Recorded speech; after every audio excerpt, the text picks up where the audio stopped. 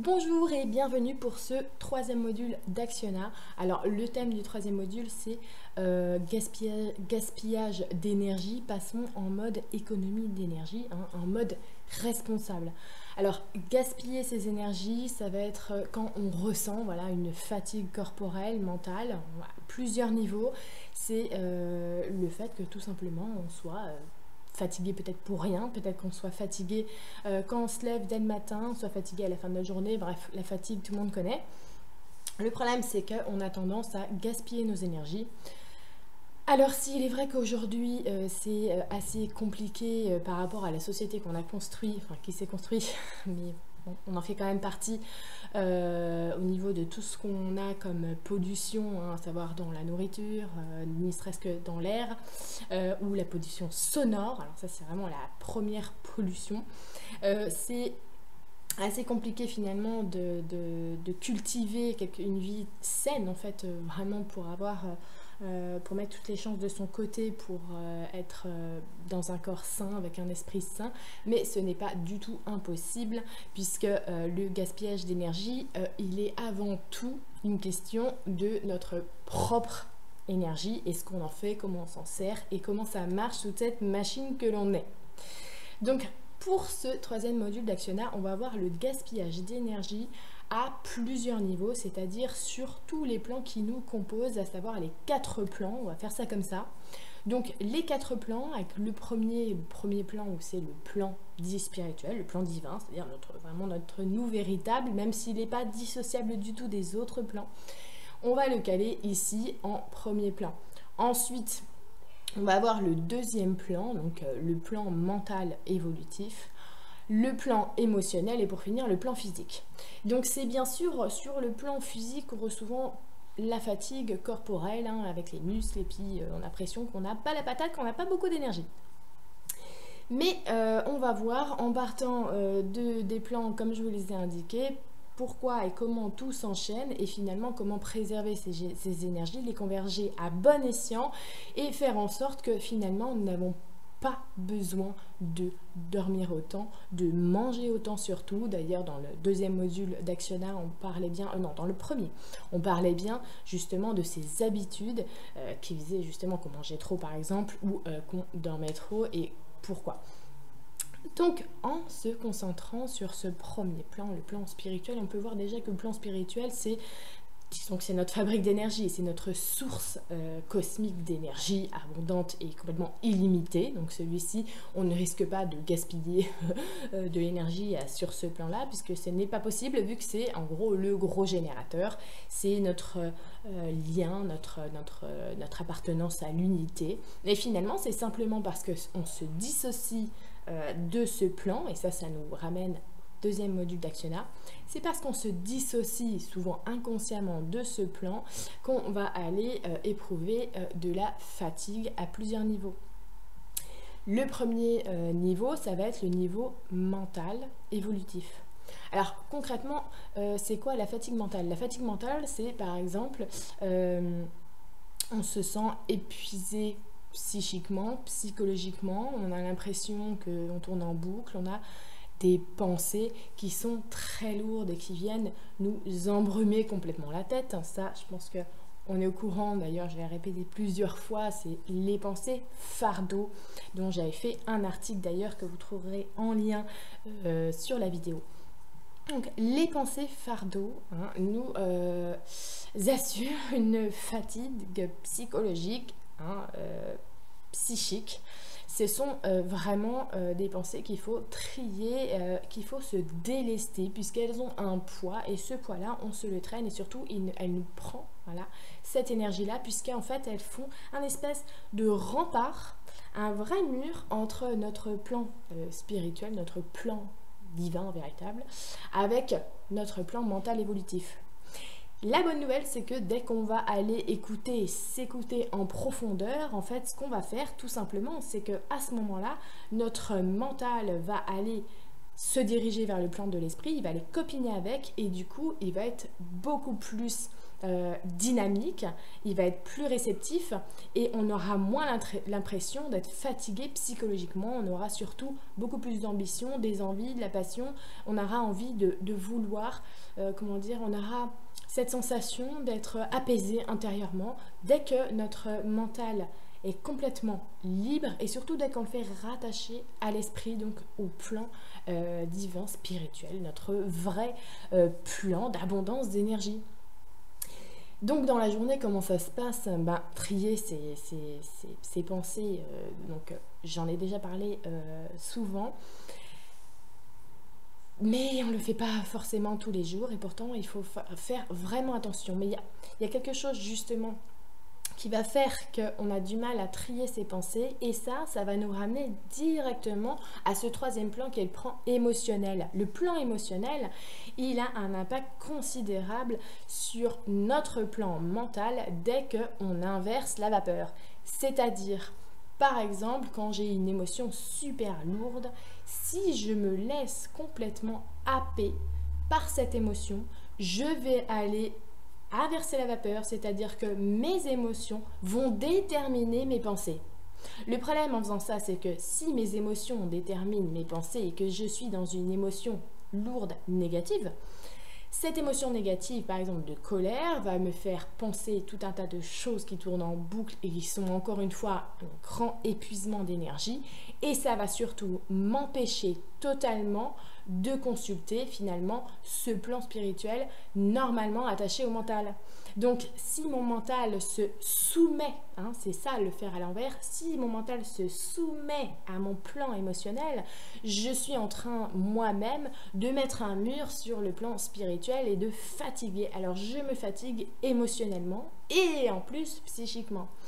Les émotions, la fatigue des émotions, c'est quelque chose qu'on a sûrement tous connu, c'est-à-dire que quand on se laisse complètement envahir par une émotion négative, on a l'impression de se traîner un énorme boulet.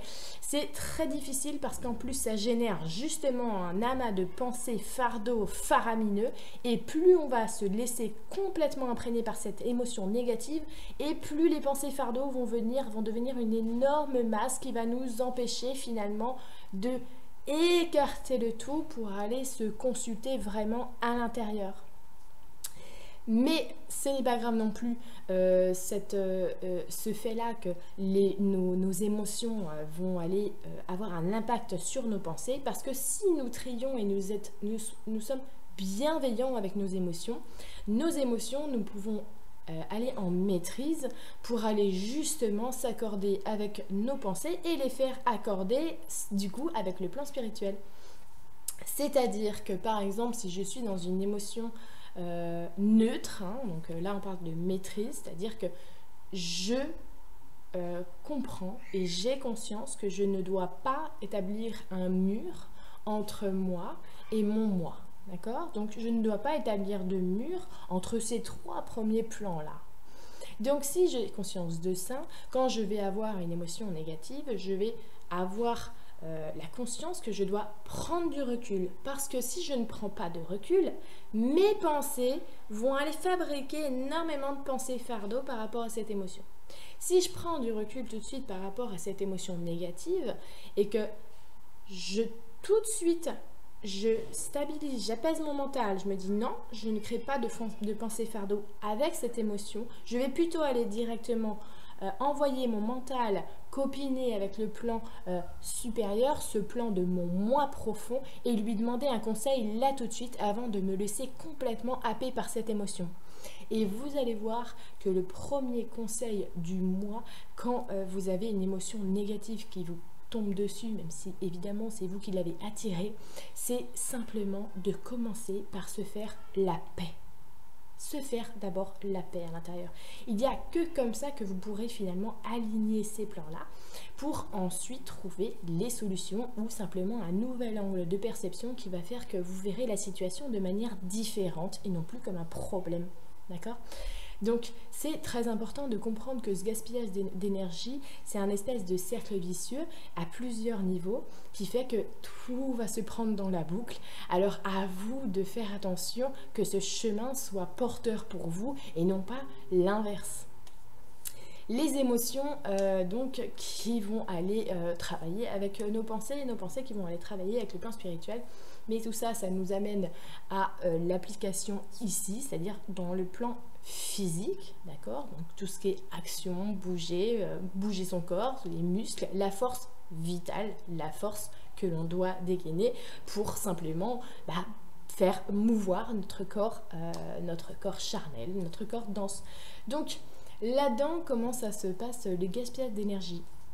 Le problème, c'est qu'une fois qu'on a complètement mis un mur sur ce plan spirituel, on a une émotion négative. Je suis super mal, voilà. J'ai mal au cœur, je ne me sens pas bien, donc mon plexus, il est en train vraiment d'être tout réduit, il se réduit, il se rétracte. Il se rétracte et puis là je me fais énormément de pensées fardeaux, donc je n'arrive pas du tout à m'écouter. Donc vu que je suis épuisée émotionnellement et psychologiquement, j'ai rien envie de faire, je suis déjà épuisée, d'accord? Puisque tout ça est relié complètement et qu'il n'y a rien séparé de rien, mon plan physique est déjà complètement épuisé puisque mon énergie vitale n'arrive pas tout simplement à remonter jusqu'à mon plan spirituel et du coup je n'ai l'impression de ne pas avoir assez d'énergie pour faire les choses, je me traîne. D'accord? Quand mon plan physique n'est plus rattaché avec mon plan spirituel parce que j'ai mis un mur émotionnel, un mur de pensée et j'ai mis un mur complet, un voile total sur le moi, je ne peux pas attendre de moi d'avoir une super condition physique. On dit souvent un esprit sain dans un corps sain. Mais rien n'est dissocié. Esprit sain, corps sain, c'est la même chose. Si j'ai un esprit sain, mon corps va suivre. D'accord? Donc c'est très important d'être complètement aligné dans mes pensées, mes émotions pour consulter mon moi et du coup pour avoir la bonne énergie sur le plan physique. Donc le gaspillage des énergies, finalement, c'est inhérent à nous. C'est vraiment ce que nous faisons, voilà, de nos propres centres, les centres principaux, dans les principaux plans, d'accord? C'est vraiment dépendant de ça. Donc, si par exemple sur le plan physique, j'ai l'impression que sur le plan physique, je suis fatiguée et que c'est ça qui m'empêche finalement de m'écouter vraiment.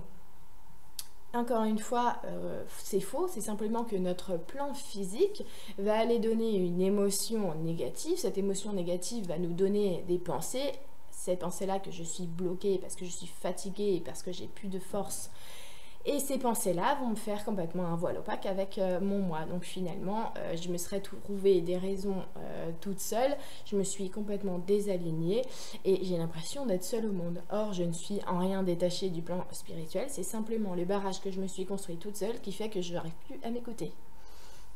Donc, comment on fait pour passer en mode responsable? C'est bien d'avoir conscience que nous ne sommes pas séparés de cette divine abondance. La divine abondance, énergie cosmique, elle peut être aussi abondante en énergie vitale puisqu'elle n'est pas du tout séparée, mais encore faut-il que le chemin soit totalement aligné. C'est ce qu'on appelle le tore en fait, c'est comme ça que notre énergie est autour de nous. Alors si vous voulez avoir des informations sur le tore, donc j'avais fait un article là-dessus aussi, mais je vous conseille par exemple les travaux de Nassim Haramein dont j'ai déjà parlé, parce qu'il nous explique ce que c'est ce principe du tore.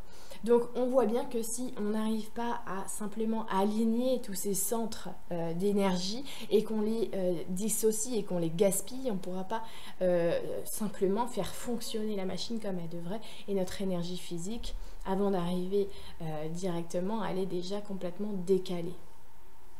Donc voilà pour le gaspillage d'énergie. Maintenant, il y a des facteurs, et oui, il y a quand même des facteurs extérieurs, même si l'extérieur n'est que le reflet, encore une fois, de notre intérieur. C'est-à-dire qu'il va pouvoir y avoir, en effet, des choses qui vont avoir un impact direct sur nos différents centres.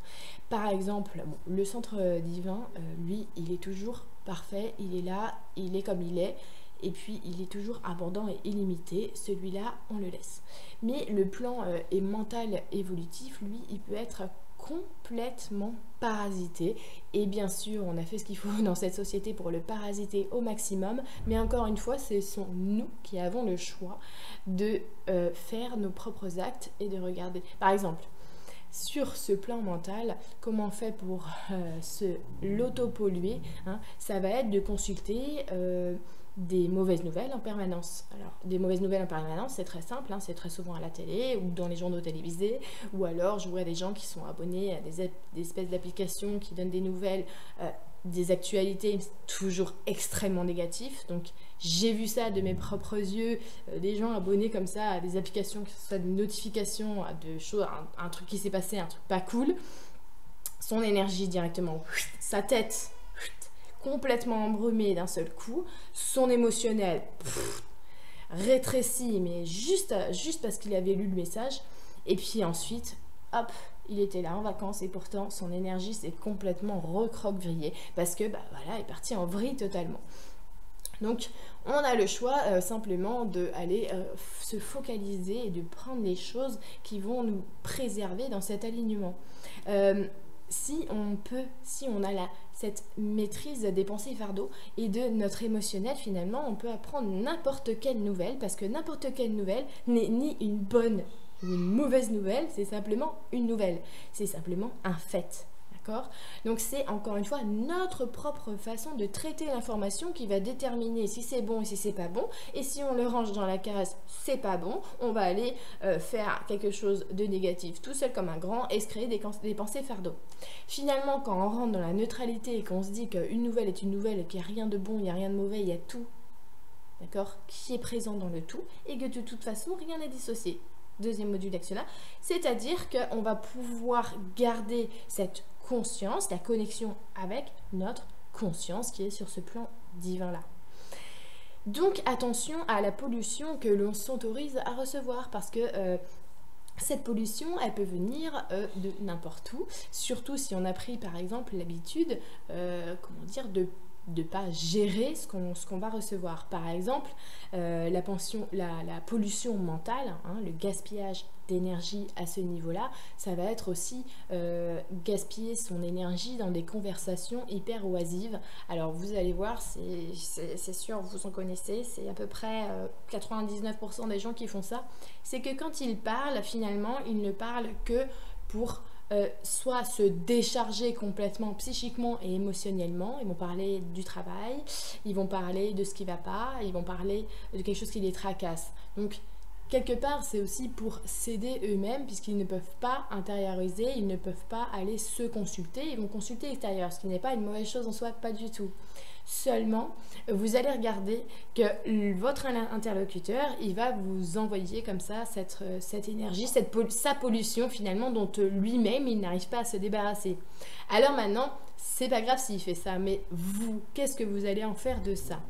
Soit vous allez pouvoir être totalement neutre et prendre cette hauteur nécessaire pour garder votre connexion à l'intérieur et comprendre que ce que vous raconte la personne, c'est inhérent à sa vie et que là, vous avez un rôle super parce que vous servez de coupe. Mais cette coupe, vous n'êtes pas obligé de la prendre pour vous. Cette coupe, vous pouvez la déposer puisque lui n'a pas pu la faire. Donc ça, c'est quand on reste complètement conscient.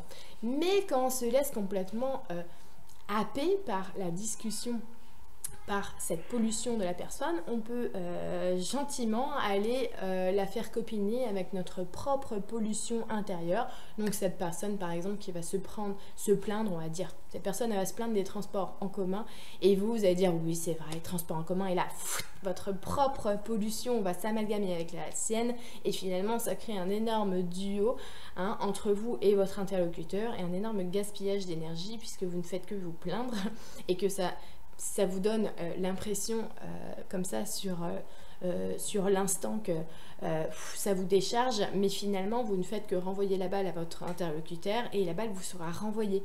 Parce que n'oublions pas que tout ce que nous envoyons nous est renvoyé et en plus nous est renvoyé beaucoup plus intensément. Donc attention à ce gaspillage permanent. Quand on a comme ça ces pics, les pics c'est souvent amené d'une manière émotionnelle, hein. L'émotion nous fait faire beaucoup de choses. Si par exemple je suis énervée, je vais aller par exemple aller mettre quelque chose de pas gentil vis-à-vis de quelqu'un, je vais écrire un message qui est pas gentil. Bon, ce message qui est pas gentil, j'ai l'impression que de toute façon c'est mon opinion, que j'ai le droit de parler et j'ai le droit de lui dire les choses. Ça, c'est vrai. Mais je suis responsable sur le fait que j'ai envoyé une vibration complètement négative. Donc je suis responsable aussi que je vais recevoir quelque chose qui va être sur la même fréquence puisque la loi d'attraction attire exactement les fréquences que j'envoie. Donc j'ai le droit, mais c'est ma responsabilité. Mais si je suis vraiment sur ce chemin-là d'avoir envie, mais vraiment d'avoir envie d'évoluer, je sais très bien que je construis toutes les vibrations qui émanent de moi et je construis donc toutes les vibrations que je vais réceptionner. Donc si je prends assez de hauteur, finalement je ne pourrais pas me laisser polluer par ce moment où j'ai envie de lui dire tout ce que je pense et de manière négative. Je vais plutôt m'écouter, prendre conscience de mon émotionnel, ça veut dire l'apaiser. Je vais apaiser ses pensées fardeaux, tout ce que je pense de cette personne finalement, je vais tout complètement apaiser. Ça va me permettre de me consulter vraiment à l'intérieur, mon moi profond, sur le plan spirituel, et celui-ci va me dire qu'en rien, je ne suis dissociée de cette personne, et que cette personne finalement, elle est en train de me montrer quelque chose à l'intérieur de moi-même. Et encore une fois, je reviens dans le bon chemin, c'est-à-dire le chemin de ma propre évolution. Et non, je ne suis pas un justicier de l'univers. La justice universelle se fait automatiquement. Je ne suis pas un représentant de la justice universelle. Ce qui est sympa, c'est que la justice universelle n'a pas besoin d'avocat.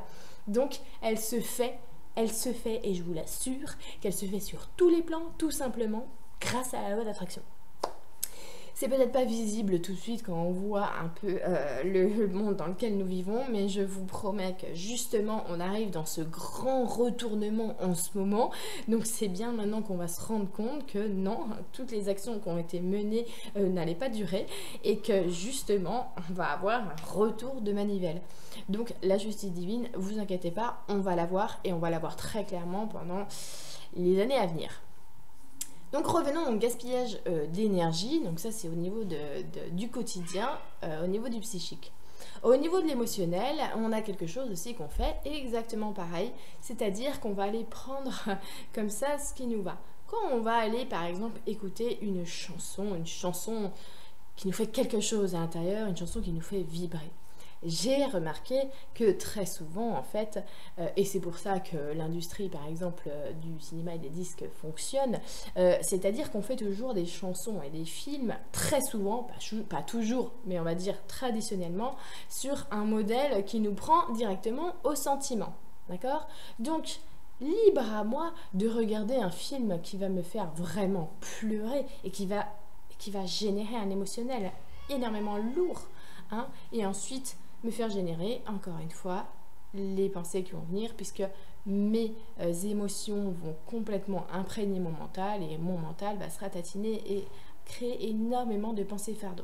Donc, si je veux écouter une chanson qui va me faire pleurer, ou un film qui va me faire pleurer, eh bien, c'est vraiment ma responsabilité. Par contre, si je me laisse complètement embourber, ça sera ma responsabilité de gaspiller toute cette énergie, puisque pourquoi ça nous fait gaspiller de l'énergie? Je ne sais pas si vous avez vu dans quel état vous êtes après avoir pleuré pendant 2 heures. Vous avez juste envie de dormir. Ça prouve bien que notre énergie s'éparpille partout.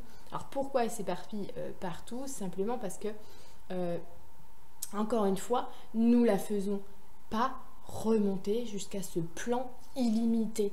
D'accord ? Nous mettons des murs comme ça, puisque une fois que nous avons spoilé complètement notre centre émotionnel et notre psychique, nous n'arrivons plus à atteindre l'écoute profonde intérieure. Puisque bien que je regarde ou j'écoute une chanson qui va me faire pleurer, si j'écoute mon moi profond, je n'aurai jamais envie de pleurer.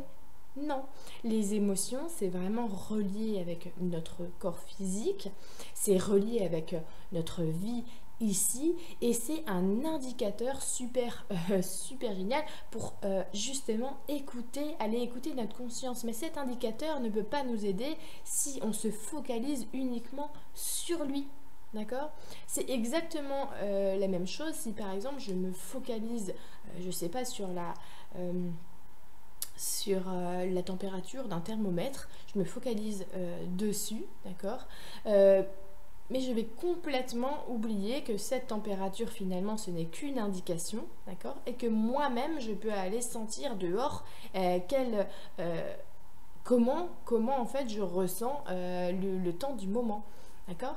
Donc il faut se focaliser sur toutes les données qu'on a à l'intérieur de nous sans les dissocier.